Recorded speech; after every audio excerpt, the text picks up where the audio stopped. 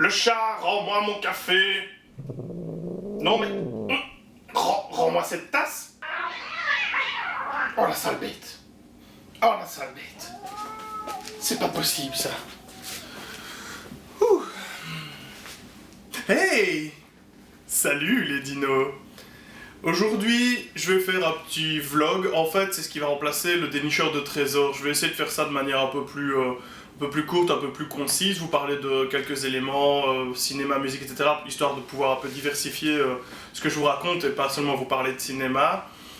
Et donc voilà, ce sera un petit format sympa où j'essaie de vous faire découvrir 2-3 trucs tout en buvant ma tasse de café que le chat m'avait volé. Elle est caféinomane. D'ailleurs, je l'ai inscrite en cure de désintox. C'est pour ça qu'elle est toute noire en fait. Elle boit trop de café.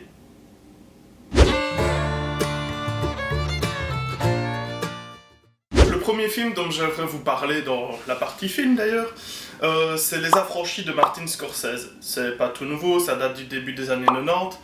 Et c'est tout simplement un film de gangster. On suit 3 types, donc il y a Robert De Niro, Ray Liotta et Joe Pesci. Et en gros, on suit l'histoire de ces 3 gangsters, surtout celle de Ray Liotta, du moment où il est gamin et qu'il rentre dans cette espèce d'organisation mafieuse, jusqu'à la fin. Et je ne vais pas vous dire ce qui se passe à la fin parce que ça spoilerait, donc voilà.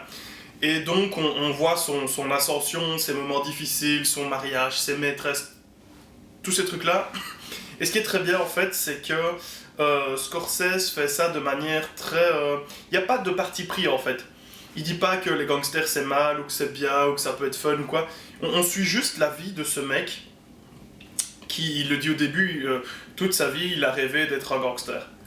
Et pour lui c'était le truc idéal. Et en fait ce qui est assez... Enfin quelque chose que j'ai beaucoup apprécié dans ce film là, c'est le fait qu'à certains moments, bah forcément il y a des moments très... avec beaucoup de pression, des moments très lourds comme ça, parce qu'on se dit oui, tel mec, oh il a regardé de travers celui-là, il va se faire buter, etc. Donc il y a des scènes comme ça où vous dites, oui ok, là il rigole, 2 secondes après il lui tire une balle dans le buffet. C'est assez ouf. Il y a des moments plus légers, des moments qu'on pourrait dire slice of life, comme ça, où on voit juste, par exemple, Ray Liotta avec sa femme, ils vont manger un truc au resto, etc. Et alors, ce qui est aussi assez incroyable, parce que finalement, c'est quand même ça, c'est un film de gangster, c'est que il y a des moments où on peut vraiment s'amuser. Alors, pour pas spoiler les détails précis, à un moment, il tue un type, et en gros, ils se disent, merde, si on se fait choper, on est mort. Du coup, ils décident d'aller l'enterrer, mais ils ont pas le matos. Donc, ils vont chez la mère de Joe Pesci, qui est d'ailleurs jouée par la véritable mère de Martin Scorsese, pour la petite histoire. Et en gros, ils vont chez la mère le soir en se disant « Ouais, ok, on va prendre l'appel, puis on se bat. » Le truc, c'est que la maman est réveillée, elle dit « Oh, mon fils, ça fait tellement longtemps que je ne t'ai pas vu, t'es là avec tes copains. Bah viens, assieds-toi, on va manger un bout. » Et donc, ils sont là en train de bouffer, alors qu'il y a le cadavre dans le coffre de la voiture. Et c'est une scène un peu surréaliste, mais avec beaucoup d'humour, en fait. C'est très léger. On peut même se prendre à rigoler. Et c'est ça qui est un point très fort de ce film. C'est qu'il y a des... Voilà, c'est un mélange de tout ça. Des moments amusants, des moments palpitants, des moments lourds, des fois c'est un peu plat, mais ça en fait un film très très bon. J'ai commencé à le regarder parce que j'aimerais bien aussi regarder Casino et forcément The Irishman pour être un peu dans l'ambiance Scorsese. Donc je vous recommande très fortement d'aller le voir, il est disponible sur Netflix, donc c'est assez simple, d'ailleurs Casino aussi et forcément The Irishman, inévitablement. Une fois n'est pas coutume, je vais vous parler d'un film belge. Moi, je l'ai eu avec le Mad Movies, c'est Tous les dieux du ciel. C'est un film de Quarks, avec dedans Jean-Luc Couchard, qui est un acteur belge que vous avez sans doute vu dans Dickeneck, et Mélanie Guedos, qui est une fille qui a un physique très très particulier. Elle a une maladie depuis qu'elle est enfant qui fait qu'elle a un physique vraiment étrange. Et en fait, elle a tiré parti de ce physique très très hors du commun, vraiment, pour le dire comme ça. Et c'est un film génial. En fait, comme la pochette le laisse deviner, c'est un truc très Lovecraftien comme ça. Ça raconte l'histoire de 2 gosses qui vont jouer avec le flag de leur père et la gamine va se tirer dans le visage. C'est une des premières scènes du film, et donc vous devinez que plus tard, Jean-Luc Couchard et Mélanie Guedos, ce sont forcément ces 2 gosses-là, et que suite à l'accident, la gamine est restée assise. Donc du coup, lui, il est un peu paranoïde, il doit prendre des médicaments, il voit psy, etc. parce qu'il est persuadé que des extraterrestres vont venir le chercher, lui et sa sœur, pour les emmener, pour aller vivre entre guillemets dans un monde meilleur. Et tout le film repose sur ça, et la sœur est handicapée, donc il s'en occupe, elle ne bouge pas, etc. Et il y a cette relation vraiment un peu bizarre entre les deux, et c'est un film vraiment génial.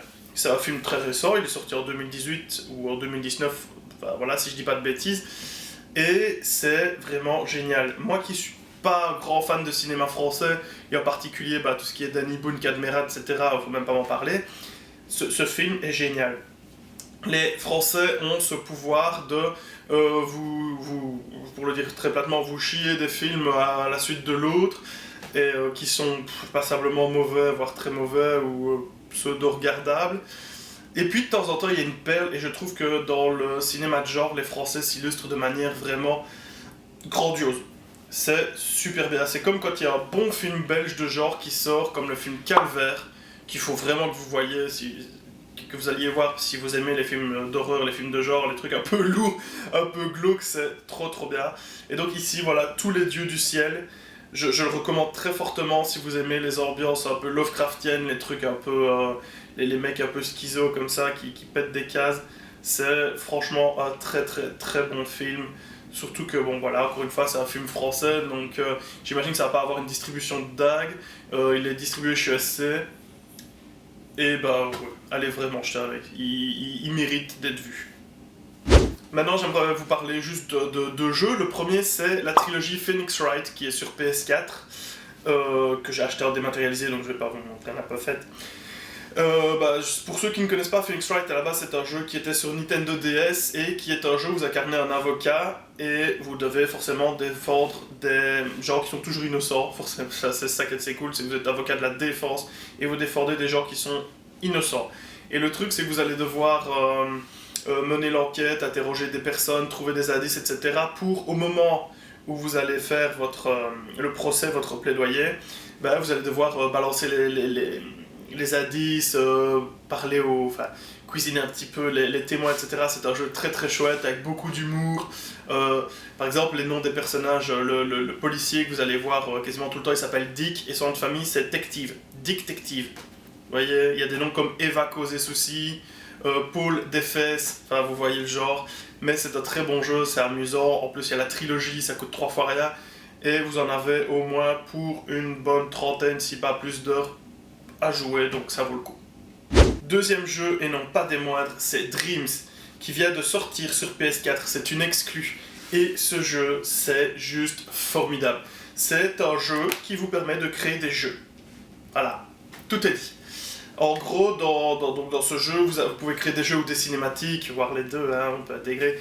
En gros, vous avez toute une pléthore de tutoriels in-games, des tutoriels jouables, pour vous apprendre comment créer un jeu, créer vos personnages, les mécaniques, comment faire pour que telle chose s'active à tel moment, pour que si vous passiez une porte, boum, ça vous téléporte autre part. Enfin voilà, vous allez pouvoir créer des jeux de A à Z. Vous pouvez jouer aux jeux de la communauté, mettre vos propres jeux en ligne, vous pouvez partager vos créations, c'est-à-dire que si vous faites, je sais pas moi, vous refaites une maison, vous pouvez la partager, les gens peuvent la réutiliser, vous pouvez réutiliser aussi les affaires des gens et les modifier. Enfin, ce jeu est hyper riche, il coûte moins de 40 balles, et honnêtement, vu les capacités, parce que vous n'avez même pas besoin du PlayStation Store, je précise, vous n'êtes pas obligé d'avoir le PlayStation Plus pour pouvoir y jouer, donc ça c'est super génial pour pouvoir jouer aux jeux des autres genres. Ce jeu est tellement riche qu'il vaut, honnêtement, il vaut 10 fois plus que ce qu'il coûte réellement. Donc si vous avez un peu de patience de vous taper quelques heures de tuto, mais franchement c'est super bien fait, c'est très fun. Il faut un petit peu de temps pour la prise en main parce que vous allez devoir utiliser le motion sensor de la manette, etc. En plus des touches, de beaucoup de manipulations. Mais ça vient de manière très spontanée, c'est très bien expliqué, c'est très beau. Et ce qui est bien, c'est que les créateurs des jeux font eux-mêmes des jeux, etc. Donc voilà, et c'est par les gens qui ont créé le jeu Little Big Planet, qui était déjà franchement super bien. Et pour ceux qui y ont joué, vous allez retrouver certaines mécaniques dans Dreams qui sont vraiment bien. Donc n'hésitez pas à aller faire un tour sur YouTube, regardez un peu comment ça fonctionne. Le Jour du Grenier a fait une vidéo là-dessus, donc allez voir. C'est un jeu, mais c'est masterclass, c'est triple A, je sais pas comment le dire autrement, mais allez y jeter un œil. J'ai un projet, je suis toujours en train d'apprendre à utiliser le jeu, mais j'ai un projet que que j'ai mis en place avec un ami, et on va vous monter ça. Et une fois qu'il sera fait, donc c'est pas pour tout de suite, hein, mais j'espère pouvoir vous le partager, et voilà. Je me réjouis, je suis un petit peu excité, donc voilà. Donc ça c'était Dreams sur PS4. Alors maintenant c'est l'Astor Manga, ça c'est aussi quelque chose dont je raffole à crever, je lis énormément de tout, mais en ce moment c'est beaucoup des mangas. Un qui n'est pas récent du tout, c'est Guns, dans sa Perfect Edition, donc ça reprend 2 à 3 volumes normaux en un seul, vous voyez c'est relativement épais. Pour ceux qui ne connaissent pas Guns, c'est un manga relativement violent, ouais, on peut le dire, mais qui a une histoire, c'est hyper riche. En gros, ça raconte l'histoire de 2 lycéens qui vont se faire renverser par un métro en voulant sauver un clodo qui est tombé dessus, et ils vont se faire tuer. Et en fait, ils vont réapparaître dans une pièce, dans un petit appartement au Japon, hein, et au milieu de cet appartement, de cette pièce, il y a une grosse boule noire, qui s'appelle Guns. Et en gros, la grosse boule noire va leur donner des missions. Ils doivent tuer des extraterrestres. Et alors, ils ont un temps imparti, ils ne peuvent pas quitter la zone parce qu'ils ont une bombe à planter dans le crâne, donc s'ils quittent la zone, leur tête explose et ils sont morts pour de bon. Et en gros, la règle du jeu, parce que c'est un jeu au final, c'est que ils doivent faire les missions, et pour chaque ennemi tué, etc., ils gagnent des points. Une fois qu'ils sont à 100 points, ils ont un menu où ils peuvent soit retrouver leur liberté, mais leur mémoire est effacée, pouvoir continuer le jeu et avoir une arme plus forte, ou ressusciter une personne qui est morte pendant le jeu. Ce qui fait qu'ils vont devoir refaire une session pour s'ils veulent être libérés. Et donc ils ont aussi des armures qui les renforcent, parce que forcément les ennemis sont plus forts que des êtres humains normaux, donc voilà, ils ont des armes. Et je vous jure, c'est hyper riche, c'est vraiment génial. Au départ, moi je connais ça depuis des années, j'étais un peu voilà, middle parce que je connaissais, mais je me dis tiens allez, j'ai commencé à lire Gigant, qui est du même auteur.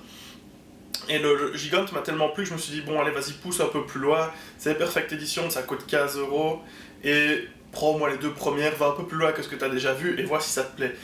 J'ai adoré, il y a 18 Perfect Edition, ici j'en ai 14, je les ai quasiment toutes achetées sur un mois et demi, donc c'est pour vous placer un peu le truc.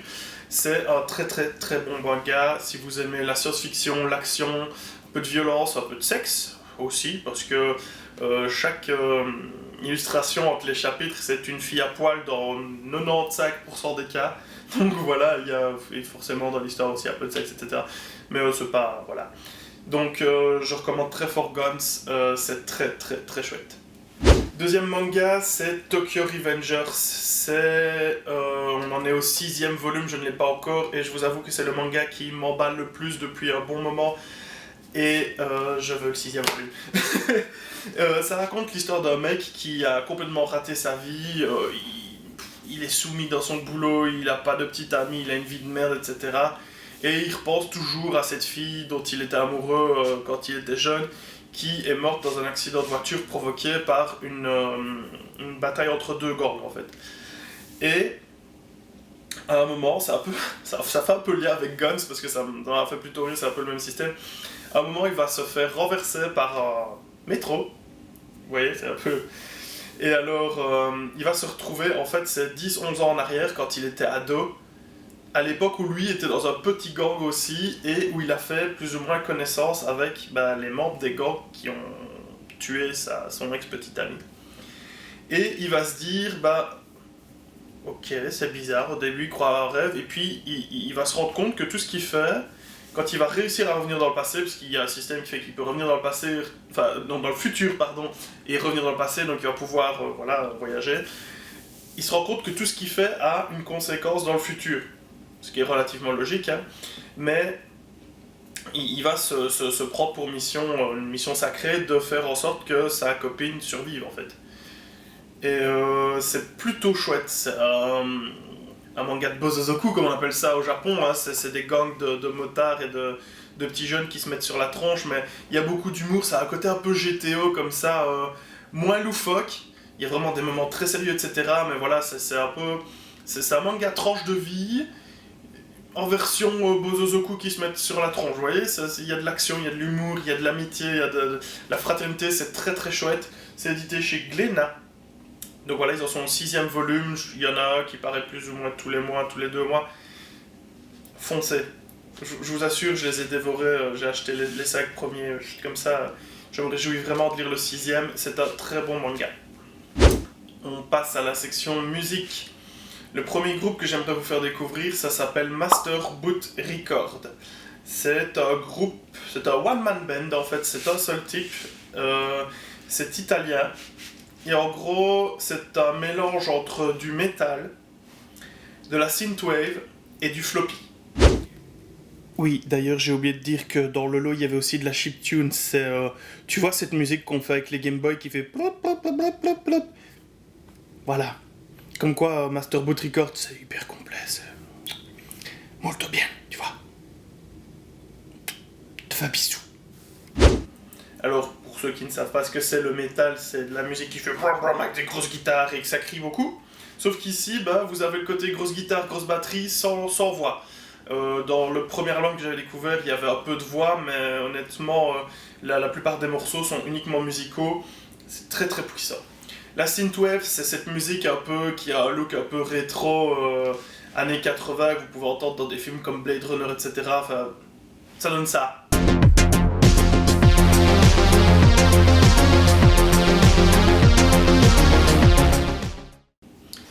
Et alors le floppy, c'est la musique qu'on fait avec des lecteurs disquettes. Vous avez sans doute déjà vu des vidéos de ce genre de celle-ci.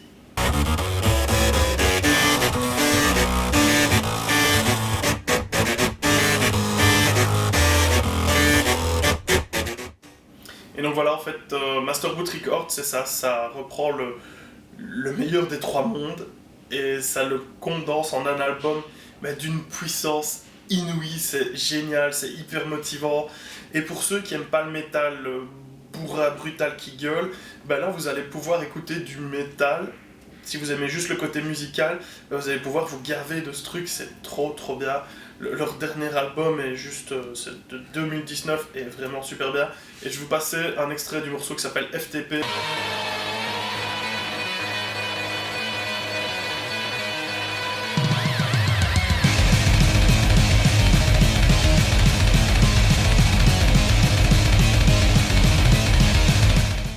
Parce que oui, forcément, tout ce qu'il fait a un rapport avec l'informatique, donc les titres des morceaux, des albums et tout ça, c'est génial.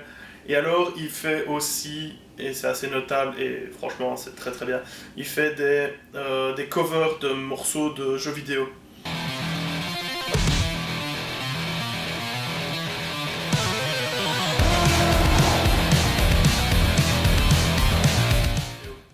Genre, il a refait les morceaux de Doom, des trucs ainsi. Rien que ça, je vous jure, c'est... Et je vais vous mettre quelques liens dans la description d'ailleurs, pour que vous puissiez aller jeter un œil. Je vais vous mettre pour Master Boot Records, pour le groupe dont je vais vous parler après, une petite playlist synthwave, histoire que vous découvriez un peu le genre. Voilà. Donc Master Boot Records, c'est génial. Le groupe suivant, et ce sera pour conclure la vidéo, c'est Audism. Moi je le prononçais Audism, mais j'ai entendu que c'était Audism. Voilà, un magnifique vinyle. Matez-moi ça, le beau bébé, quoi. C'est une pure tuerie. En fait, pour vous placer le truc, je suis allé à un concert il y a très peu de temps où il y avait 4 groupes. Pas payé super cher, hein, c'était 8 balles. Mais le fait est que c'est une petite salle. Et bon, voilà, les problèmes des petites salles, quoi. Et on a eu un premier groupe. Oh là là là. Voilà, j'y arrive.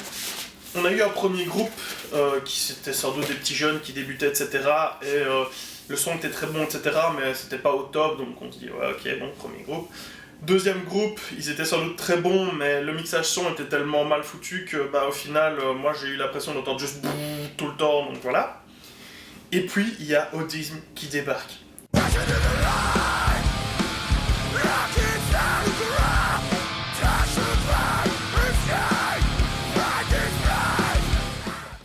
Audism, pardon. Waouh! Putain de merde. Comment le dire autrement? C'est puissant. C'est du mathcore. C'est un style de métal très spécifique. D'ailleurs, je vais vous mettre pareil, un petit lien dans la description. comment vous décrire ça a été une grosse patate en fait. C'est comme si vous alliez voir du patinage artistique et que d'un coup il y avait un mec en tenue de boxeur qui vous mettait une grosse droite. Vous voyez le genre? On a vraiment pas trop kiffé les deux premiers groupes et puis il y a ça qui arrive avec le son était parfait.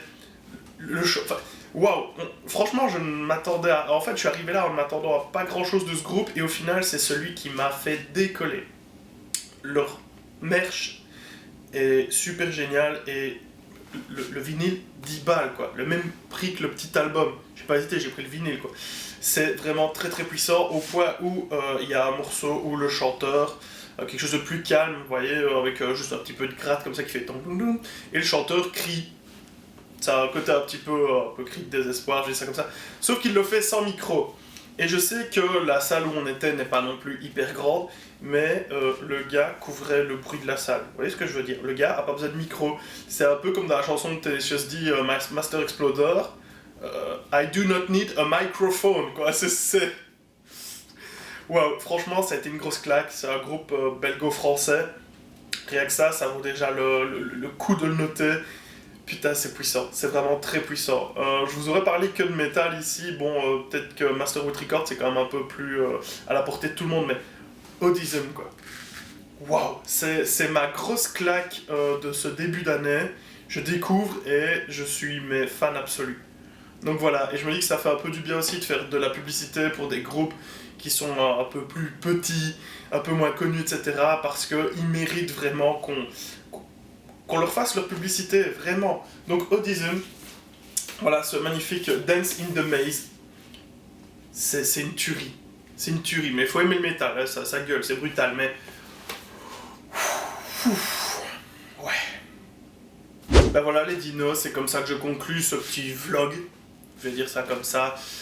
J'espère que ça vous aura plu. C'est ce qui va remplacer, donc comme je l'ai dit, le dénicheur de trésors, mais en version un peu moins chiante que de voir des pochettes que je vous comme ça. Voilà, j'essaie de vous faire découvrir des trucs, j'espère que ça vous aura motivé à aller jeter un œil musique, film, manga, peu importe, jeu. Voilà, j'espère que vous aurez découvert quelques infos, quelques films, quelques trucs, et que ça vous aura plu. J'attends bien entendu vos commentaires, comme d'habitude, vos retours, et je vous invite...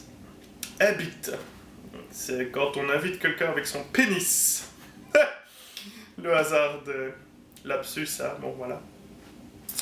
Donc je vous invite à vous abonner, à activer la clochette, à me mettre un petit commentaire pour me dire si vous aimez mes lapsus ou si vous avez découvert quelque chose. Après tout, on est là pour ça. Et ben, je vous dis à très bientôt pour des prochaines découvertes, pour de nouvelles vidéos, des plans B, voilà. J'ai plein de trucs qui sont en préparation. Demain, je vois mon invité surprise pour vous préparer une nouvelle vidéo. Donc, j'espère que ça sortira très très bientôt. Sur ce, amour et grosses écailles comme d'habitude. Ciao!